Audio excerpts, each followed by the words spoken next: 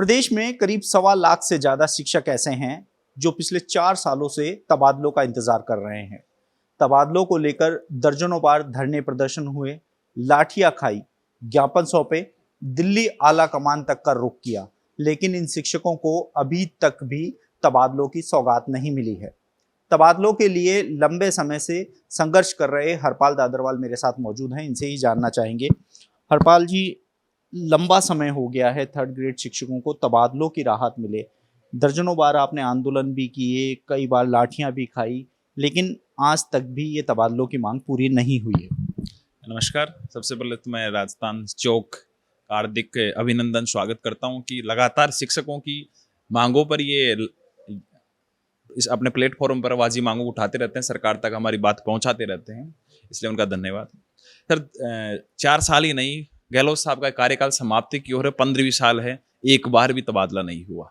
Dark zone में और TSP क्षेत्र में कार्यरत हजारों की संख्या में शिक्षक दशकों से ट्रांसफर की राह देख रहे हैं।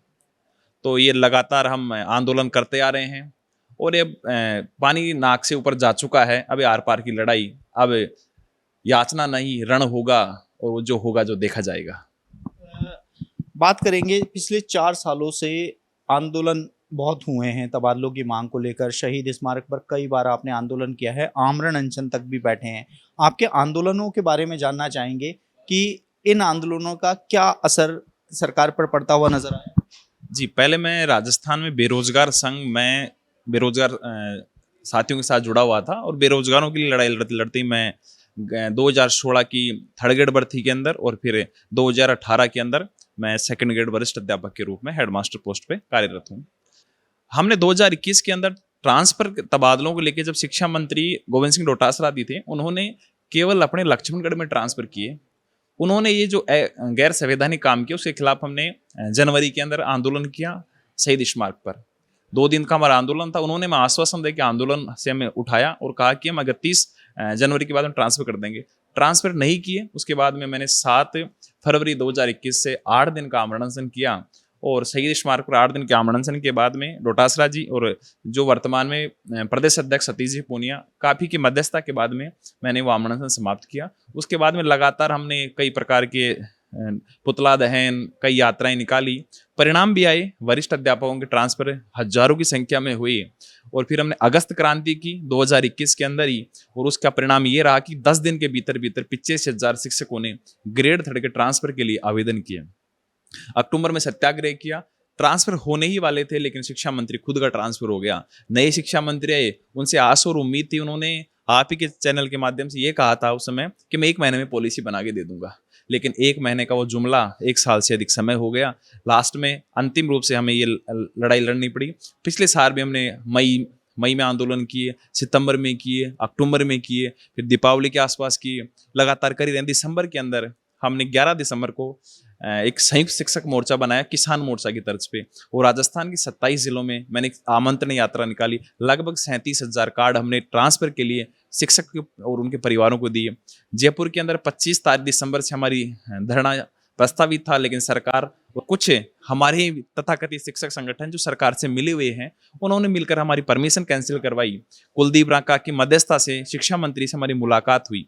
उस दिन 2 दिन तक मुझे डिटेन किया पहले, फिर 27 तारीख में परमिशन दी और 27 तारीख को शाम को 4 बजे बाद में हमारा खाना पानी रोक दिया गया और 8-9 बजे पुलिस ने बर्बरतापूर्वक लाठीचार्ज की। लगभग 63 शिक्षिकाओं को उन्होंने जयपुर से 90 किलोमीटर दूर ले जाकर रात को 12:30 बजे छोड़ा। मुझे एक आतंकवादी की जैसे उन्होंने उठाया और एसपी, डीएसपी और एसएचओ के द्वारा विधायकपुरी थाने के अंदर मुझे एक तरह से डिटेन किया और मेरे साथ में इस प्रकार से सलूक किया जैसे मैं कोई आतंकवादी हूँ। लेकिन मीडिया और सोशल मीडिया का दबाव था। मुझे रात को 12:30-1 बजे सीकर रोड पे ले जाकर उन्होंने छोड़ दिया। दूसरे दिन हमने शहीद स्मारक पर इकट्ठा होने की कोशिश की, हमें इकट्ठा नहीं होने दिया, तो हम सेंट्रल पार्क में इकट्ठा हुए। हजारों की संख्या में शिक्षक थे। लेकिन उसी दिन कांग्रेस का प्रदेश स्तरीय सम्मेलन था और सम्मेलन के अंदर हमारे व्यक्तिगत प्रयासों से बूंदी के सत्येज शर्मा जी ने आवाज उठाई, रंधावा जी, मुख्यमंत्री जी, शिक्षा मंत्री जी, पीसीसी चीफ सभी के सामने, और एक आम सहमति बनी कि ट्रांसफर किए जाएं। या ये प्लानिंग थी। हमारे जो शिक्षक जयपुर में डटे हुए थे, क्योंकि चूंकि उस समय छुट्टियां थी, शीतकालीन अवकाश थे, तो उस समय हमारे को बिखेरने के लिए, हमारी एकजुटता कम करने के लिए उन्होंने एक तरह से ये वो फेंका एक जुमला, और वो कामयाब भी रहे। शिक्षक अपने अपने घरों की ओर लौट गए। लेकिन जब तबादला नहीं होता देखा तो मैंने गांधीवादी तरीके से 29 तारीख को श्रीमान शिक्षा मंत्री महोदय और अन्य मंत्रियों को गुलाब का फूल लेने के लिए मैं लाल कोठी से गुलाब लेके आ ही रहा था। मुझे कुछ पुलिस के कर्मी सिविल ड्रेस के अंदर अपने आप को शिक्षक बताते हुए मेरी गाड़ी में बैठे, और बैठते उन्होंने अपना कार्ड दिखाया और कहा कि हम एसीबी से हैं, आपको डिटेन कर लिया गया है, जब तक हमारे से ऊपर से आला कमान का आदेश नहीं आएगा हम आपको नहीं छोड़ेंगे। लगभग 3 दिन तक मुझे उन्होंने रखा, और ऐसी परिस्थितियों में रखा कि मैं आपको बता भी नहीं सकता। उसके बाद में वापस से वही सोशल मीडिया और मीडिया का दबाव रहा। मुझे बीकानेर रोड पे सीकर से बहुत आगे ले जाके उन्होंने रात को 12:30-1 बजे नववर्ष के दिन छोड़ा। उसके बाद में हमने फरवरी के अंदर 5 फरवरी में दिल्ली में जंतर मंतर जो आंदोलन की शरण स्थली है वहाँ आंदोलन किए। वहाँ भी आला कमान से खड़गे जी से मुलाकात हुई। रंधावा जी से मेरी व्यक्तिगत मुलाकात हुई। उन्होंने कहा जब सब कुछ क्लियर है, ट्रांसफर चाहने वाले ट्रांसफर चाह रहे हैं, मुख्यमंत्री जी कह रहे हैं, शिक्षा मंत्री को क्या दिक्कत है। उसी लड़ाई हम लगातार लड़ रहे हैं। अभी फिलहाल हमने ये निर्णय लिया है क्योंकि आपसे एक बात जानना चाहेंगे। तबादलों की मांग 4 सालों से चली आ रही है, और अब तबादलों को लेकर दिसंबर में आपने कार्ड बांटे थे, निमंत्रण पत्र के रूप में कार्ड बांटे थे। अब वो पीले चावल बांटे जा रहे हैं। प्रदेश के सभी जिलों में आप जा रहे हैं, पीले चावल बांट रहे हैं। शहीद दिवस पर एक बड़े आंदोलन की घोषणा भी की। जब हमारे पुराने आंदोलन से लगने लगा है, जब रंधावा का पीसीसी चीफ प्रभारी, मुख्यमंत्री, शिक्षा मंत्री सभी कह रहे हैं, ये बीच में एक 2016 तक नियुक्ति, 2018 तक नियुक्ति का एक बीच में विकट जो बांटो राज करो की नीति पे काम कर रहे हैं। जब वसुंधरा जी ने पिछले कार्यकाल में 2016 तक के तो ट्रांसफर कर दिए थे, 2016 बाद में 18 की वैकेंसी तो हुई है, ये बांटने का काम है। एक और पीटीएम की नई भर्ती का परिणाम आने ही वाला है। उनकी नियुक्ति मिल जाएगी तो 5000 पोस्ट भर जाएंगी, तो उनका ट्रांसफर होना असंभव है, ख्याली पुलाव हो जाएंगे। टीएसपी क्षेत्र में हजारों की संख्या में दशकों से आवेदन और ट्रांसफर की राह देख रहे हैं। खुद मुख्यमंत्री और शिक्षा मंत्री जो पहले थे, धारियावाड़ विधानसभा के उपचुनाव के अंदर उन्होंने घोषणा की थी कि हम जल्द एक नीति बना रहे हैं, उनको गृह जिलों में समायोजन करेंगे। जब व्यवस्थाएं नहीं बन रही, हमारी बात नहीं मानी जा रही, हमारे पास में कोई विकल्प नहीं है। मैं फिलहाल राजस्थान के कल और परसों 2 दिन से मैं भरतपुर संभाग के दौरे पे था। वहां हमने पीले चावल बांटे, और अब की बार हम एक अनोखा नवाचार कर रहे हैं। हम ये देख रहे हैं कि शिक्षकों के साथ में शिक्षक परिवार जो जनप्रतिनिधि उनको भी पीले चावल दे रहे हैं, क्योंकि जनप्रतिनिधियों का एक दुकड़ा है, वो भी कहते हैं कि हम भी चाहते हैं ट्रांसफर हो। ये अंदर की बात है कि जनप्रतिनिधियों ने पैसा भी ले रखा है ट्रांसफर के नाम पे, और वो शिक्षक जब दबाव लगा रहे हैं कि शिक्षकों को बड़ा आरोप आपने लगाया है कि जनप्रतिनिधि, क्योंकि एक बार हम देख रहे थे कि शिक्षा विभाग का एक कार्यक्रम था, जब मुख्यमंत्री ने पूछा था क्या तबादलों के लिए पैसे लिए जाते हैं, तो एक स्वर में हाँ कहा गया। हाँ, उस मीटिंग में मैं स्वयं भी था। जब समय और उचित यदि न्यायपालिका यदि कोई हमें ये सबूत देने के लिए कहेंगे तो हम सबूत भी आपको उपलब्ध करवाएंगे। शिक्षक चूंकि एक निश्चित उनको मानदेय जो तनख्वाह मिलती है, उसके बाद में उन्होंने अपने एक साथ पैसा होता नहीं है, ब्याज पे लेके पैसा दे रखा, दबाव है, तो जनप्रतिनिधि भी चाहता है कि ट्रांसफर हो। अरे श्री राम भगवान ने 14 साल बाद अपनी लीला समाप्त कर दी, तो गहलोत साहब को अपनी लीला समाप्त करनी चाहिए। सब कुछ क्लियर है, आपको आवेदन करता, मैं ये कह रहा हूं कि जिन्होंने परीक्षा काल पूरा किया है आप उनका ट्रांसफर करें। बार बार में शिक्षा मंत्री, जब भी आप भी कई बार इंटरव्यू लेते कहते हैं कि हम पॉलिसी बना रहे हैं, मैं उनसे कह रहा हूं कौन सी अमेरिका ऑस्ट्रेलिया की पॉलिसी का अध्ययन कर रहे हैं, अन्य राज्यों की केवीएस की, हरियाणा की पॉलिसी अध्ययन करें। उनके आईएएस बैठे हैं कि हमने पॉलिसी बना दी, वहां भेज दिया, वहां भेज दिया। मैं कह रहा हूं कि 5 दिन हमें दे दीजिए, हम पॉलिसी बना के दे देंगे। पॉलिसी कुछ है ही नहीं। जिन्होंने परीक्षा काल पूर्ण कर लिया उनका एक बार आप तबादला कर दीजिए। आप इच्छित स्थान पर जितनी सीटें खाली हैं, विधवा, विकलांग, विशेष असाध्य रोगों से बीमार पीड़ित हैं, उनका ट्रांसफर कर दीजिए। उसके बाद में जब पॉलिसी की बात आई तो शिक्षा विभाग में लगभग 8 लाख कर्मचारी कार्यरत हैं, कुछ संविदा पे हैं और कुछ लगभग 5-5.5 लाख हुए। आप सभी कैडर के लिए पॉलिसी बनाइए। आप एक प्रिंसिपल, लेक्चरर, सीबीओ का तो ट्रांसफर जो एक ब्लॉक का मुख्य होता है, एक दिन में 3-3 बार कर देते हैं। जब दूध पिलाना हो, खाना खिलाना हो, सब कुछ हो, तो वो 3rd ग्रेड का टीचर करता है। बीएलओ काम हो, 3rd ग्रेड टीचर, चुनाव कराना हो, 3rd ग्रेड का टीचर, सर्वेक्षण करना हो, 3rd ग्रेड टीचर, परीक्षा कराना हो, 3rd ग्रेड टीचर। ऐसा अन्याय क्यों? अब शिक्षक जाग चुका है और अब ये अन्याय नहीं सहेगा। इसके लिए मैं फिर कह रहा हूं, अब याचना नहीं हो, रण होगा, जो देखा जाएगा। मुझे पहले भी सस्पेंड कर रखा था, मेरे पे आज भी 16 की और कई कार्रवाई इनकी प्रक्रियाधीन है, चल रही हैं। लगातार दबाव है, प्रशासनिक दबाव है, सामाजिक दबाव भी लगाते हैं, कास्टिज्म का भी खेलते हैं, कई बार ये विक्टिम खेलते हैं, घर वालों को फोन फान करवाते हैं, ये कर देंगे, बर्खास्त कर देंगे, चुनावी साल है, देख नहीं किरोड़ी जी को नहीं छोड़ रहे, उपेन कितने दिन तक आंदोलन करके अनशन पे रहा, उसको नहीं देखा। तो ये है, अब लड़ाई है, लड़ेंगे। और मैं तो आपके माध्यम से संपूर्ण शिक्षक समाज से आह्वान करता हूं कि हम बाबा साहब अंबेडकर के प्रदत्त मूल अधिकारों को फड़कर नौकरी लगे। अब हमारे अधिकारों की प्राप्ति सुनिश्चित करने के लिए यदि हमें संघर्ष करना पड़ेगा तो हमें संघर्ष करना चाहिए। तबादलों की मांग को लेकर आप बात कर रहे हैं, शिक्षा बचाओ एक रैली भी आप निकालने वाले हैं, क्योंकि पूरे राजस्थान में लगभग सभी ब्लॉक में आप ये शिक्षा बचाओ रैली लेकर जाएंगे। अभी कुछ दिन पहले पीसीसी चीफ ने अपने कार्यकारिणी घोषणा की है, लगभग 376 इनके ब्लॉक अध्यक्ष बने हैं। हर ब्लॉक में जो इनका अध्यक्ष है कि जनप्रतिनिधि और भावी रूप से वो शिक्षा एक तरह से विधायक के रूप में अपने आप को प्रोजेक्ट मानता है। हम ये चाह रहे हैं कि हम उस ब्लॉक अध्यक्ष तक, हम उस ब्लॉक तक जाएं। शिक्षा बचाओ यात्रा का मूल उद्देश्य है राजस्थान के अंदर शिक्षा विभाग, जिसमें शिक्षक है, शिक्षार्थी है और अभिभावक है। एक अभिभावक शिक्षक भी हो सकता है और गैर शिक्षक भी हो सकता है।